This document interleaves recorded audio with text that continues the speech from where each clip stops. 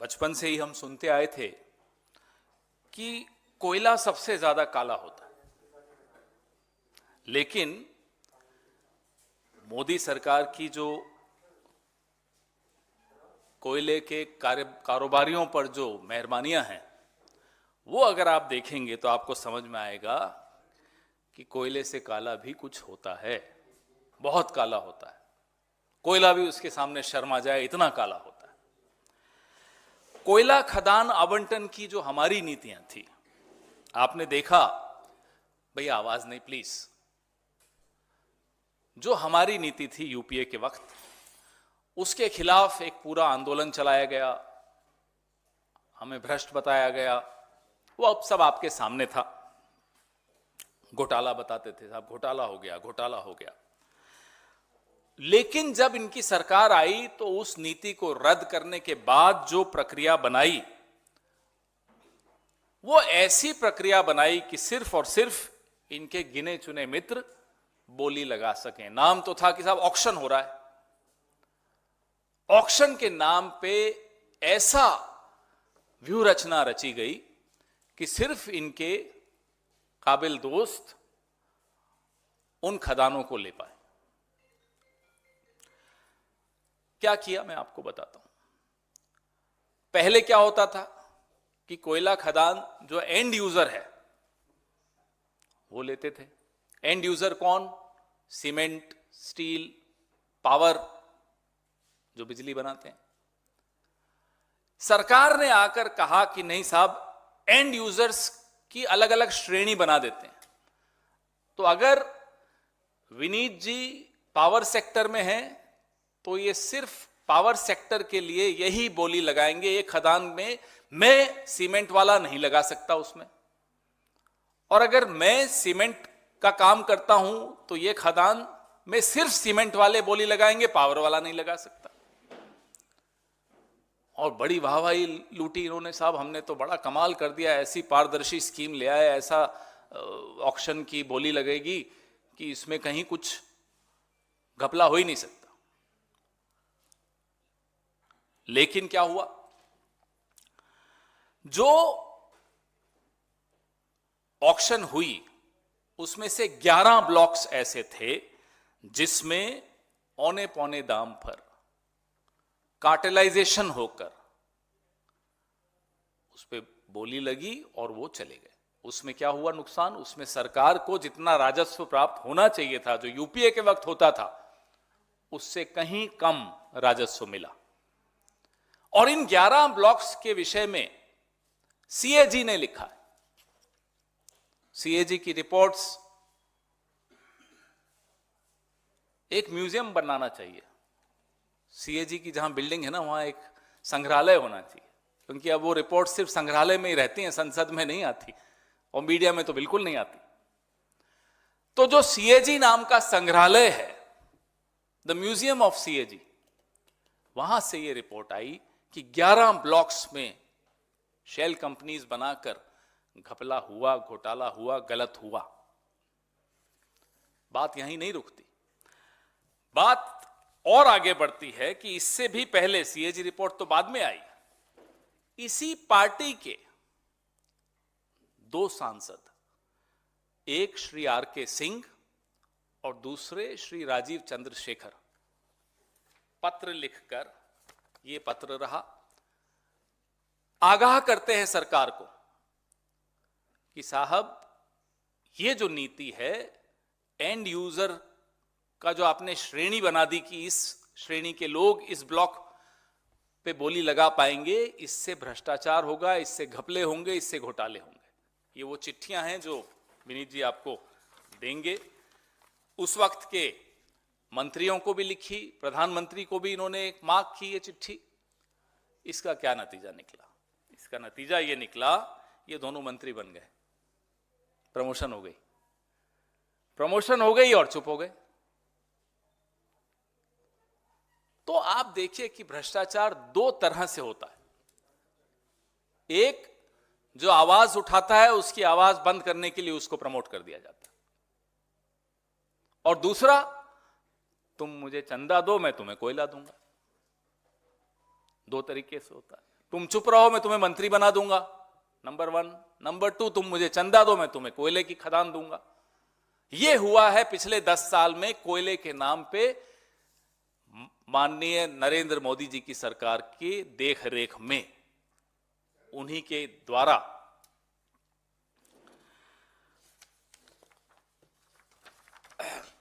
जब सीएजी ने 11 ब्लॉक्स की धांधली के बारे में बताया और यह कहा कि सरकार को जितना राजस्व मिलना चाहिए उतना नहीं मिल रहा, पीयूष गोयल जी ने संसद में 4 ब्लॉक्स के बारे में स्वीकारा कि यहां इसमें कुछ गड़बड़ हुई। 11 पे कुछ नहीं बोले, चुप रहे। नीतियों में फिर परिवर्तन ली।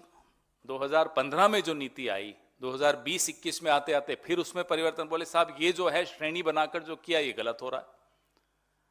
हर बार वाहवाही बटोरेंगे, हर बार चंदा बटोरेंगे और फिर बाद में चुपचाप से नीति बदल देंगे कि साहब हमने शायद गलत कर दिया, और पर्दा डला रहेगा। क्योंकि सीएजी संग्रहालय से कुछ आता है तो आप लोगों तक नहीं पहुंचता, और आप लोगों तक पहुंचता है तो हम लोगों तक नहीं पहुंचता, और हम लोगों तक पहुंचता है तो दर्शकों तक नहीं पहुंच पाता। तो यह स्थिति आज इस देश की हो रही है।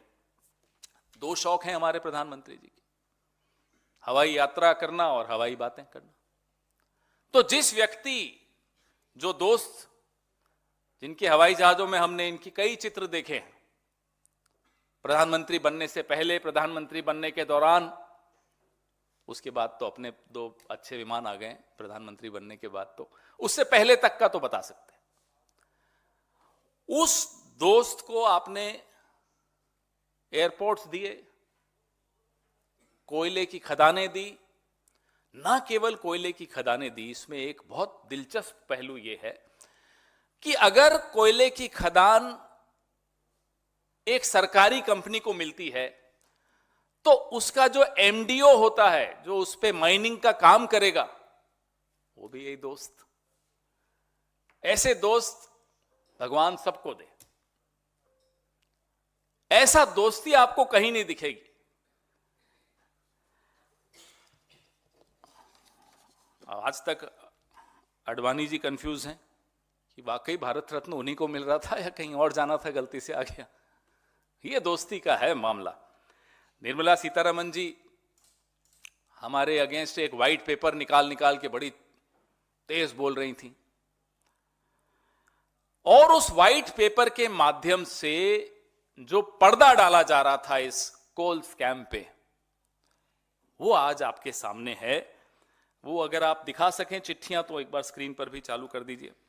सीएजी रिपोर्ट ने भी बेनकाब किया, इन चिट्ठियों ने भी बेनकाब किया, और हम मोदी सरकार से कुछ सवाल पूछना चाहते हैं कि जब आपके ही नेता घोर भ्रष्टाचार, धांधली, कार्टेलाइजेशन, जिसको क्या कहते हैं, शायद गुटबाजी के आरोपों को जब आपके सामने वो लाए पत्र के माध्यम से, तो आपने उन्हें नजरअंदाज क्यों किया? और इन दोनों सांसदों से जो आप आज मंत्री हैं, इनसे भी यह जानना चाहते हैं कि आप मंत्री बन गए तो उसके बाद चुप क्यों हो गए? क्यों नहीं अब फिर से इस मुद्दे को आपने उठाया? बार बार क्यों नहीं उठाया? संविधान की शपथ तो आपने भी ली थी, मंत्री बने चुप हो गए। और जो कानून, जो संशोधन 2015 में कोयले की खदान की नीलामी के लिए जो लाया गया था, उसमें फिर परिवर्तन क्यों किया? अगर वो सही था तो परिवर्तन क्यों किया?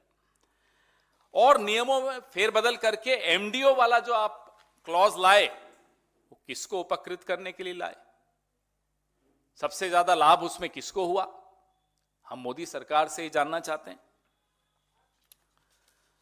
ऐसा प्रावधान कि 2 ऐसी खदानें जो रद्द हो गई, जिसका आवंटन रद्द हो गया, और जब वो आवंटन फिर से हुआ, एमडीओ वही रहेगा जो पहले था। कभी हुआ ऐसा? इनको खदान मिली, इनसे वापस ले ली गई, फिर किसी और को मिली, लेकिन एमडीओ का काम जो मुझे पहले मिला था मैं ही करता रहूंगा। क्यों? क्योंकि मैं दोस्त हूं। तो ये दोस्ती के उदाहरण मैं आपको दे रहा हूं कि ये कैसे उन्हें बचाते हैं, आगे बढ़ाते हैं, पनपाते हैं। ये एक बहुत बड़ा स्कैंडल है, बहुत बड़ा स्कैम है। और इसमें ये जो पत्र हैं जो आपको दिखाए आपने, ये पत्र जो आपको दिखाए हैं, आपको दे भी रहे हैं, आप ही जैसे कुछ साथी हैं रिपोर्टर्स कलेक्टिव वाले जिन्होंने ये निकाले हैं। और पत्रकारिता में एक अच्छा उदाहरण भी पेश किया है कि आज भी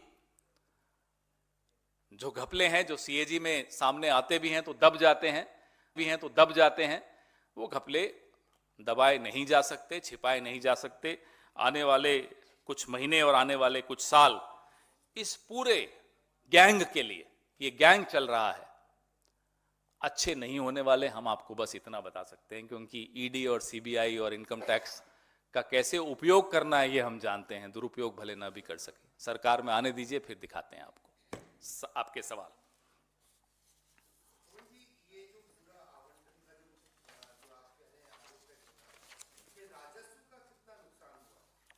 ये कैलकुलेशन अभी नहीं हुई।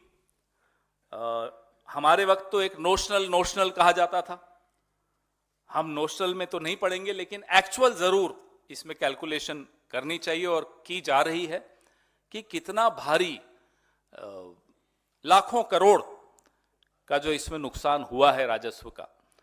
और इसमें अब ये नोशनल नहीं कह सकते आप, क्योंकि ये सरेआम हो रहा है आपके सामने। तो ये जरूर इसकी कैलकुलेशन करके आपको जरूर हम बताएंगे।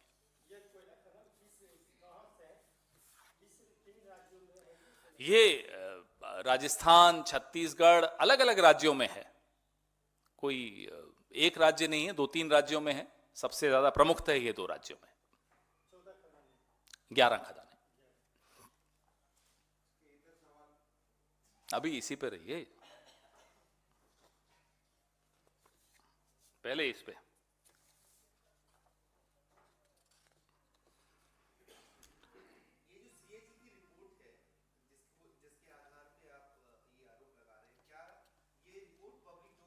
है संसद में तो आप जानते हैं क्या होता है, कितनी रिपोर्ट्स पेश होती हैं, उस पर चर्चा होने नहीं दी जाती। पहले ही आप संसद, ट्रेजरी बेंचेस संसद को डिसरप्ट कर देती है, हमें बाहर निकाल देती है, संसद चलने नहीं देती। आप समझ में आ रहा होगा आपको क्यों नहीं चलने देती। एजेंडा क्या होता है? एजेंडा ये सब ढकना और छिपाना होता है। वैसे आजकल आरके सिंह जी, बड़ी हैरानी की बात है, केंद्र में ऊर्जा मंत्री हैं।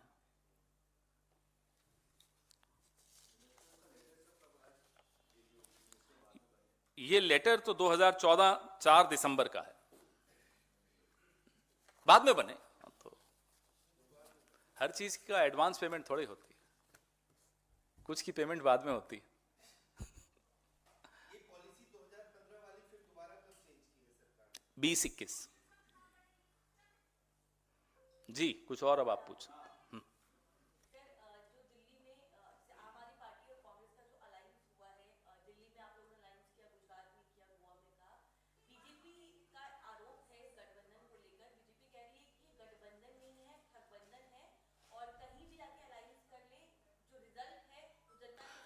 देखिए साहब, बीजेपी को मतलब क्या हमारे गठबंधन से? जो बीजेपी और एकनाथ शिंदे में गठबंधन चल रहा है बंदूक की नोक पर, पहले उसको देख लें, अपना गठबंधन संभालें। हमारे गठबंधन की तरफ क्यों देख रहे हैं?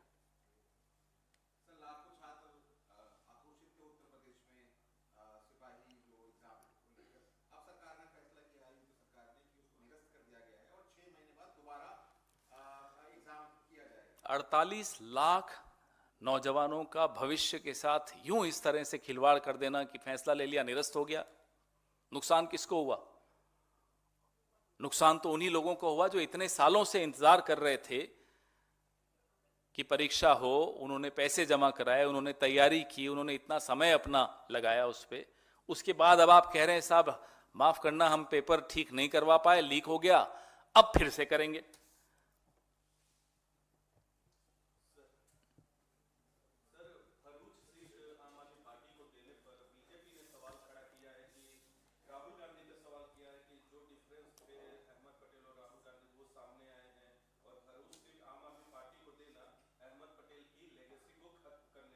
उन्हें बड़ी चिंता है तो उन्हें कह दीजिए चलिए 2-3 सीटें हमें दे दीजिए, हम बताते हैं किस किस की लेगेसी।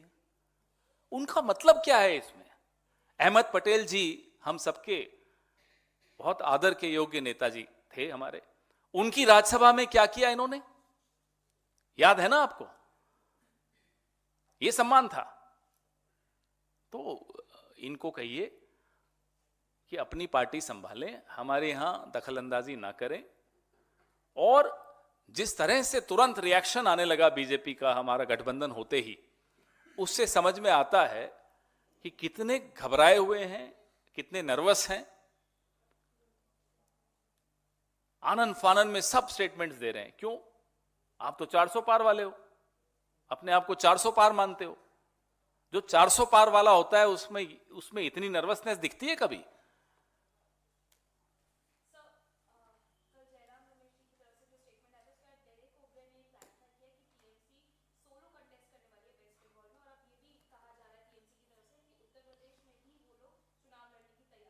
देखिए, आप बहुत वर्षों से राजनीति देख रही हैं। गठबंधन हो या इस तरह की कोई निर्णय हो, उसमें कौन क्या कह रहा है उससे ज्यादा महत्वपूर्ण होता है वो क्यों कह रहा है, कब कह रहा है। तो हर चीज को अगर आप जोड़कर देखेंगे तो ये सब आपको अलग ढंग से आपको दिखेगा। जो कहा जाता है वो नहीं होता, जो दिख रहा होता है वो नहीं होता, कुछ और प्रक्रियाएं भी साथ साथ चल रही होती हैं। इसलिए थोड़ा इंतजार कीजिए। लगातार सब आपस में टच में हैं।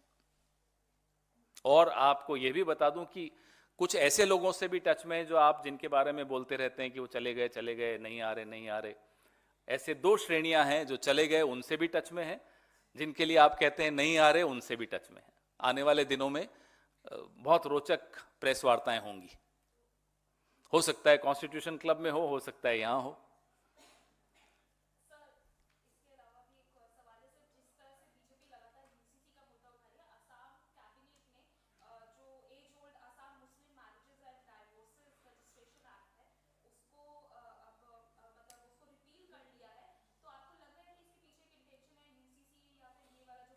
ये सिर्फ अभी इनकी जो प्राथमिकता है, इनकी प्राथमिकता है किसी न किसी तरह से कुछ विवाद पैदा करें समाज में, ताकि जो पेपर लीक के मुद्दे राहुल गांधी लगातार उठा रहे हैं, अग्निवीर का मुद्दा राहुल गांधी लगातार उठा रहे हैं, एमएसपी का मुद्दा राहुल गांधी लगातार उठा रहे हैं। खड़गे जी और राहुल गांधी ने एमएसपी के बारे में जो घोषणा की है उससे भी ये लोग हिले हुए हैं। ये लोग ऐसा एजेंडा इस देश में लाना चाहते हैं जिससे सिर्फ विवाद बढ़ता रहे और इन मुद्दों से ध्यान लोगों का बढ़ता रहे।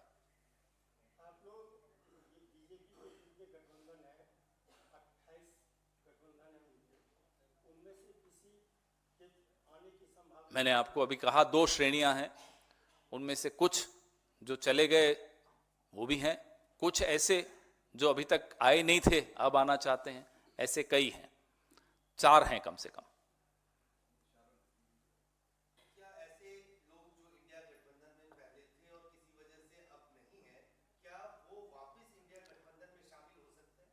इशारे कर रहे हैं, फीलर्स भेज रहे हैं, उससे ज्यादा अभी बोलना ठीक नहीं रहेगा।